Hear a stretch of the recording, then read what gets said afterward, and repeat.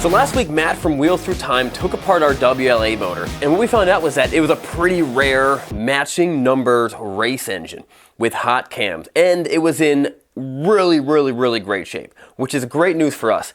But now he's going to give us insight on the rest of the bike to tell us what this thing is worth and what it is. All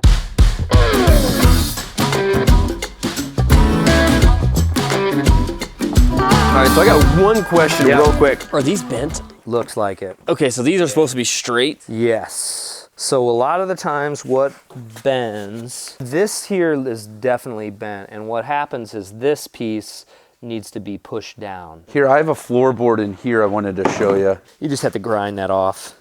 You know, get in there with a grinder, sacrifice either one or the other, and then re-weld a little bit up. You know, the way I would do this is probably knock this bolt and that bolt out, get the floorboard out and out of your way. Take this nut off and all of that apart, get the clutch pedal out of your way. And then you're just separating this piece from this piece from this piece. And just get a hammer out or a wrench out here and just wiggle it while you're heating that up as hot as you can. What's the more important piece, the crash bar? This floorboard attachment. This is more important? Yeah. The crash car you may or not want, maybe you don't want to put it back on. That ain't too bad. It's in actually pretty good shape. You know, you turn them over and you can see where the rivets are. Oh, okay. You can just grind those out. So this is a get cover. Some rubber floor mats. This is a cover, okay. That's right. It's a bunch of nice parts. That's a nice fender. Some things are just kind of too far gone, and you know, you got paint flaking off here and all of that sort of stuff. So I don't blame you one bit for wanting to make it shiny. Again, it's not like it was original. And how do we get this thing straight, like all the dents, and how do we get it smooth again? Get a good painter can fix you up on that. Yeah, and they would do it without Bondo? Tough to find a good painter. Yeah. Plenty of guys can paint.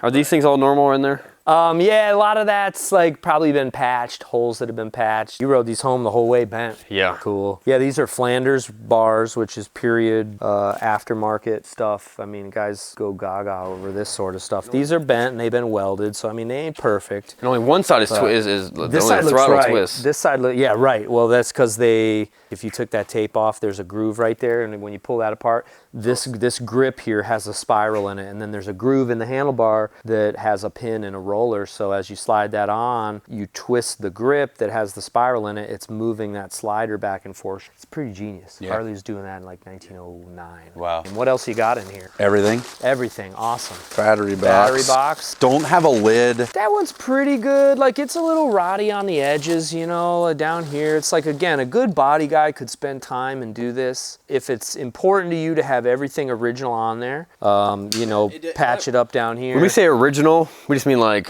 OEM. You know what I mean? Sure. Like not like we don't have to fix everything that was on the bike. Good painters are usually good body guys, man. So they may be able to put you in a really good direction using this original piece. It's not that bad, but again, if you're gonna go shiny, you kind of want to fix this up. Is that piece hard to come by?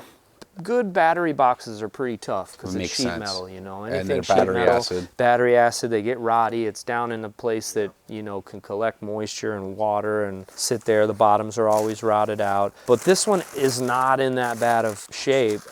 I feel like somebody could fix that for you. You probably do. Nice brake pedal, cool. Is it bent? Maybe a little bit here. Like this right there should be a little straight, like level, right. perpendicular to this. So yeah, that's easy enough to fix. You guys can probably do that if you got a press. And was that normally chrome? It wouldn't have been chrome. Clutch pedal wasn't chrome. So yeah, all this would be like Parkerized, gun blued. Yeah, so it's original, no doubt about it. All original brake rod, original brake pedal, right and proper for your bike. Just doesn't match the other side. Those are nice pieces. So that's a right year shift gate. This is 47 and up. Yeah, cool, nice switch. Is this dented? No, that looks good. Well, if you look at our gauge doesn't have a light. The speedo light's right here, and there's a little clear lens at the bottom of the speedometer. It doesn't offer much light. No, it ain't much light. So that's what I'm like. If it was a stunt bike and he's doing stunts at night, Yep. and he has to have a speed. It's like you want to know where you're going. Yeah, and illuminating from the top instead of from underneath. Yeah. That was my exact thought. Yep. And that ain't too bad. Could someone fix that Yeah, for they us? can fix that. Yeah, that's a fixable piece.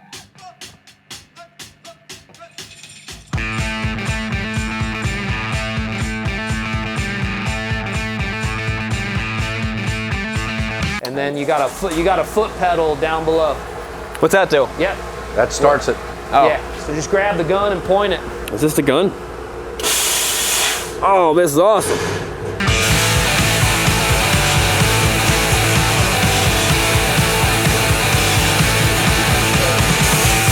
How much does a sandblaster like this cost? I need one.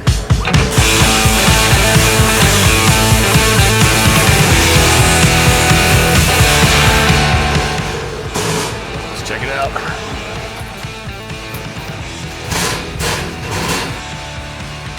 What do you look like over there?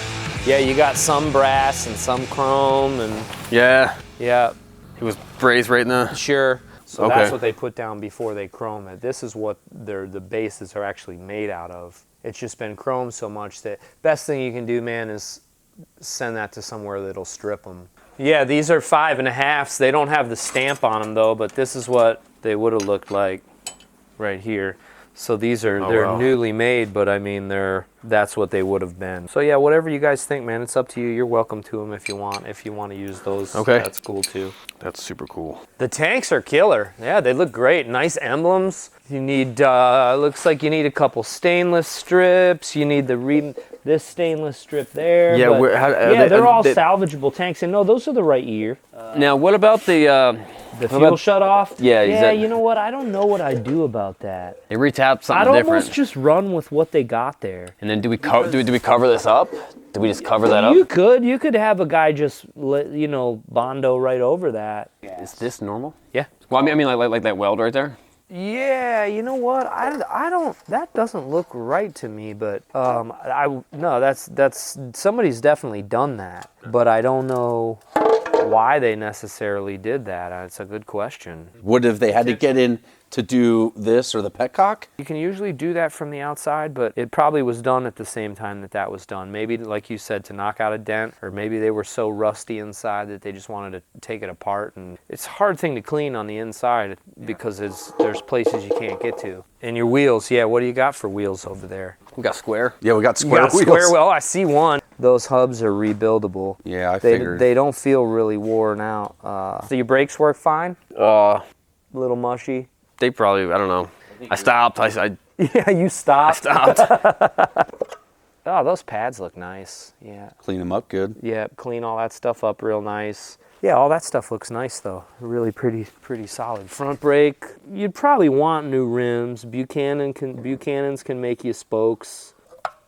Nice brake pads. You know what? If you grease that stuff, it's really not going to rust. You don't want too much grease floating around in here, but So you don't grease the brake pads or brake shoes. Definitely or the outside of the tires. Yeah. That thing looked like it was spewing enough oil to Grease every. Yeah, right. That was back here, huh? Yeah, cool though. Good pieces. Like really. Like I see. Yeah, you definitely need new rims. Finding good original Harley Davidson rims is pretty tough. Could those be straightened, or are they pitted too much? I mean, they're pretty bad.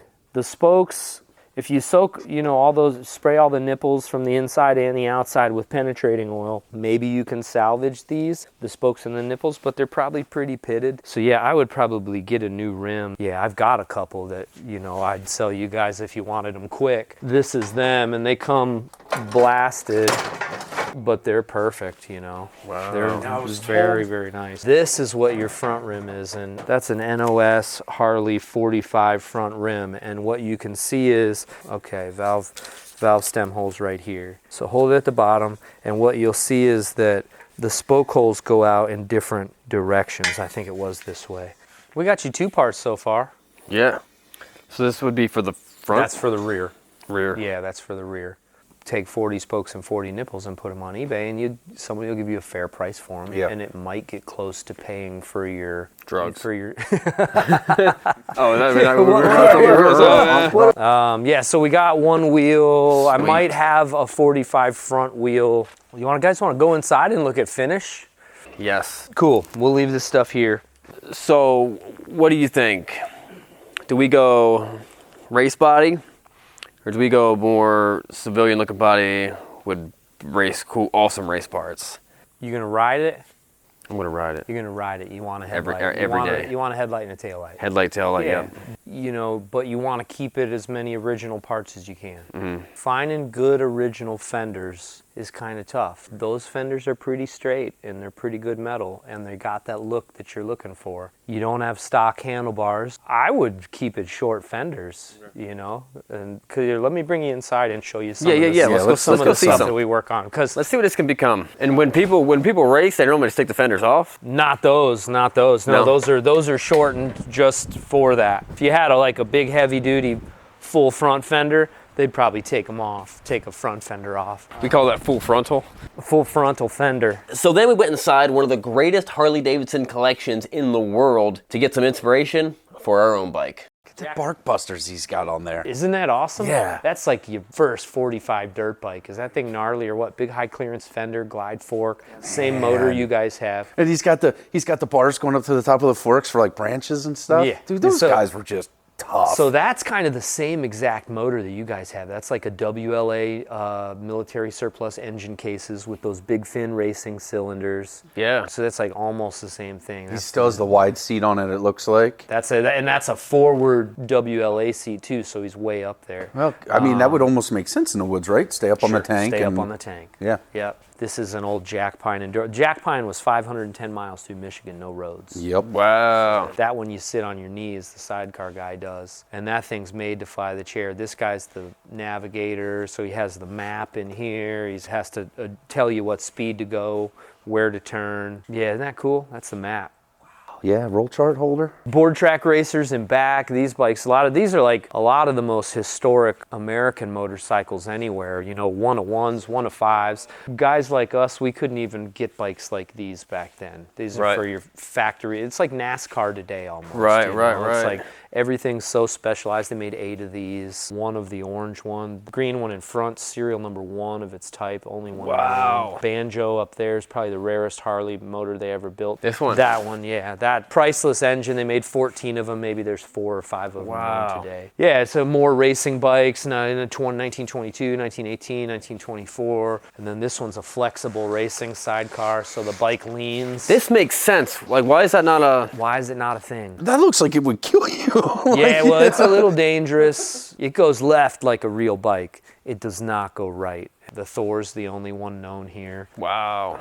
Yeah, but then you get going back this way, there's a bunch of original paint machines. There's the same set of bars you guys got. Go grab me a 9/16 pen. Yeah, there you go. So then I just found this original paint 47 here. That's a sweetie. That's got a good look. That's a dual carb hot rod too, big 80. Oh, dual carb. Stroker, yeah.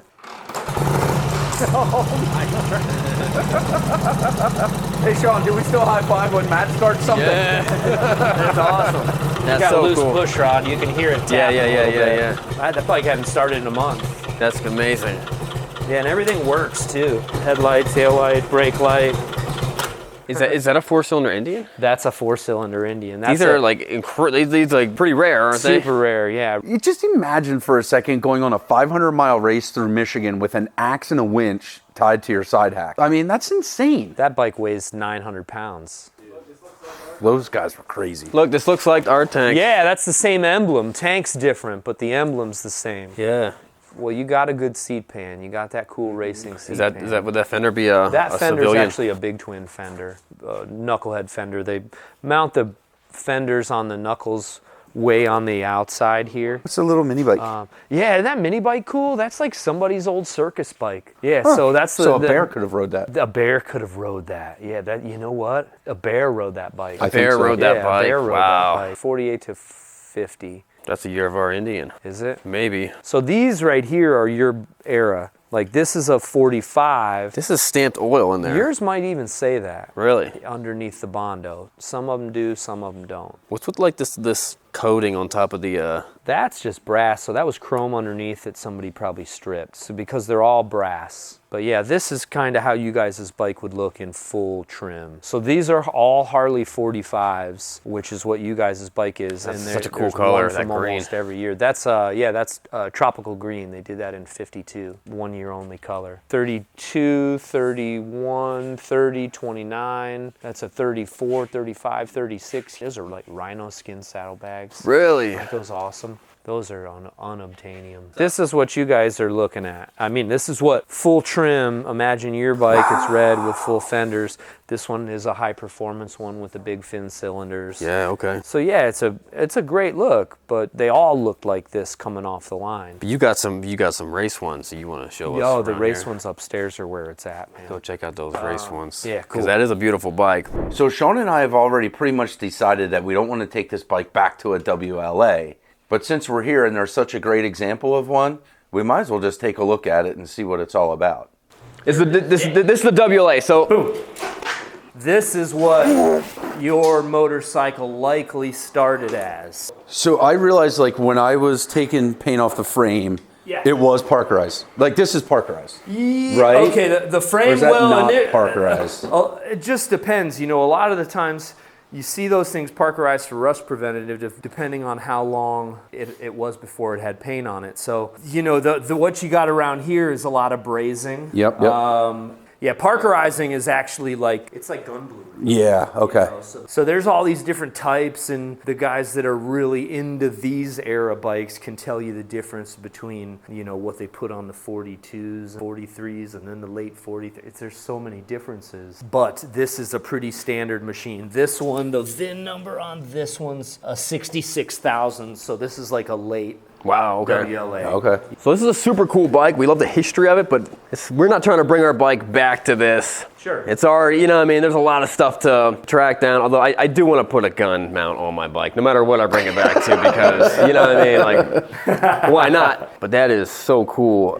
That's a bone stock one. Both of those, that's a 41, 42 there, the 40. Wait a second. Yeah, what is that for? What's that doing? That's for the exhaust. That's your brake No, that's tab. the brake. Yeah. No, we didn't screw up because We had something on here, right here, but it was all like welded and gross looking. Yeah. And it was this one. And we took it off because it was gross looking. we're going to go to bolt the brakes up. We're not going to be able to. I guess you could use a clamp. We'll see. Yeah. I still have the piece. I didn't get rid of the piece, but it was all. Yeah, right, all boogered up. Yeah, all boogered up. Well, dude, that red and black with a couple little chrome accents. See, and you can do all that with hot rod. Yeah. What about those hooks? Those hooks are kind of dumb, right? Or are they cool? I think they're You dumb. know, they're like part of the bike, I but think they're cool. they're kind of in the way, but they're kind of They are not. kind of in the way. We'll compromise. We'll keep one on one Well, side yes. and take the other one off. Just decide if you want the left or the right. That's Flight Red from 41. Yeah, this one here's, this is all the military stuff. So WLA, like you guys' bike started maybe. This one here was a Air Force WLA. That's the XA they built with. Yeah, the boxer, like a Boxer BMW. engine, yeah. It's got shocks up here. Yep, that's a big Monroe shock. 45s, the race stuff is way up top over there. We'll get over there. Wow, what's that color? Hollywood green. Hollywood green. Yeah, that's got the such look, a don't cool it? color. And that's right. This is like, these bikes are mid 30s where that whole vibrance kicks in. That blue was good looking blue is too. Blue's neat. beautiful. See, I like that. What do you think, red or blue? Either one, man. That blue's I like pretty. them both. That blue's pretty. Oh, I like that blue. That blue is nice. But then I couldn't paint another bike that blue. So if picking the color for this bike hasn't been hard enough, Matt's about to blow our minds and show us the Pandora's box of Harley colors. Oh my word. This is a Rolodex filled with factory custom Harley Davidson colors. So all these paint cards hung on the paint shop wall at the Harley factory in the 1930s and 40s and 50s. Look at this gold on orange and silver and black. So they've got the primary color, the second color, and then a stripe option. I painted a bike like this a couple years ago. So there's any number of Riviera blue, that's beautiful 50s color. This one here is really slick and gold and black with the stripe options. What are the blues called? The blues. Is that the back of the? No. Those are two different blues. They look really close, but one looks like Skyline and the other one looks like maybe Rio. That's a good looking That's blue. a good blue. That's called ain't it? Skyline? Skyline blue, yeah, and I think that was maybe early 1950s. And you don't have to go with the year correct color. That's the best part about it, because the bike itself shows that it was changed and modified over a number of years. See, when they're like this, I'd attract you down if you tore it up. Because it's all original. This is completely original. When I got that bike, that was a one-owner motorcycle. Yeah. He was 99 years old. He bought it brand new in 39. Yeah, so that's a completely original 39. Right. When they're that nice, Yeah. it's a shame to tear down. But Right. like, yeah, again, you guys' bike was a far thing from that because it'd been changed already. My dad built all 3 of these in 1995. Just out of random 6. parts? Yeah, just out of parts. They're all WLDD models. Oh, shoot. They're that first Harley with aluminum heads, big fin cylinders, bigger cams, bigger intake. He just built all 3 of them as hot rods out of parts. Built one for me, one for him, and one for my brother. So this is very similar to like kind of what we're... That's kind of what you're going for. We're going for. Yeah, check it out. Here's the Crocker over here. This is the first American super bike right here. As far as style goes, it's tough to beat that. You know, this one here is like, it's kind of the holy grail of American motorcycles. Man. That is a cool paint scheme. The factory super bike guy offered a guarantee. He said if you get beat on one of my bikes by a Harley or an Indian, you get your money back. Wow. As far as we know, we never had to give any money back. What if it had a cool paint scheme like that, like something that had a lot of detail too? You know what I mean? Bikes with that emblem on there around here that kind of have cool little scallop paint jobs around it. These were factory colors? Yeah, factory colors What? for 36. That's maroon and Nile green. I guarantee if I painted my bike like that, I'd be like crucified. Right. Yeah, But then it's like, dude, this is how it came. it's a real color. This one here we ran 24 hours on. Wow. Oh, yeah. 1,375 miles in 24 hours. That's On so a cool. 37 Harley, so that was a lot of fun. We did it at Talladega. We had the whole track to ourselves. These are a knuckle and flatty hot rod, and both of these have those like, this is my rider here. That one I probably ride almost as much as anything. Same military type fenders as you got. It's a big twin, it's a knucklehead, but Flanders bars, military fenders, bobbed. About 95 miles an hour with that one. Wow. Kind of the same chassis as you got, but it's all stripped down. And here, let's go upstairs and check some of them Race race bikes. bikes out. That's just like some guy's garage bike. What? So he took a 1913 Harley engine and built his own motorcycle out of it. He actually made his own transmission. It's a 6-speed. What? Yeah, it's the sketchiest thing to ride you've ever ridden in your life, man. I don't know, did you ever ride a bike made out of an engine hoist?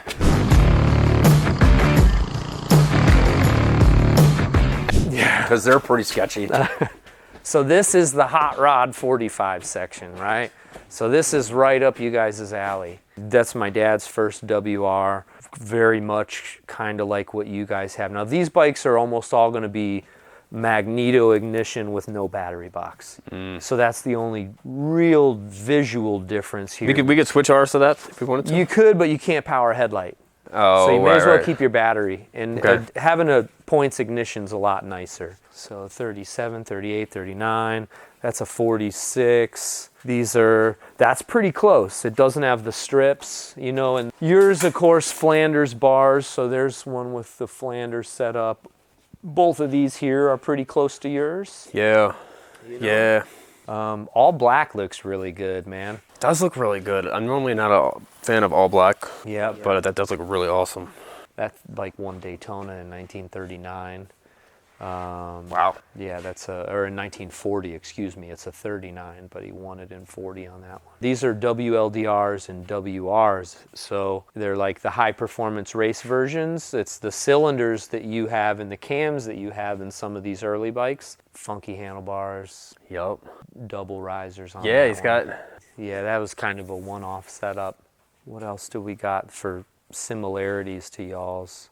All these are race bikes, flat track bikes. So a lot of these are no brakes, no brakes. They've got clutches, 3 speeds. And they were flat tracking going left Go left, yeah. without being able to put their foot down. Oh yeah, they put their foot down. Oh, they were in the right gear. They weren't doing this. The best guys keep their feet up. All of these bikes are great. I mean, they're all real rare racing examples. So I feel like I like that blue though. That blue is really grabbing me. the blue one back there. Yeah. I don't blame you, man. This bike won Daytona 4 times. Wow. So it's the only 4-time Daytona 200 winner. And they won in 55, 57, 59, and 60. And 60 was the last year they raced on the beach. Then in 61, they go to the Speedway.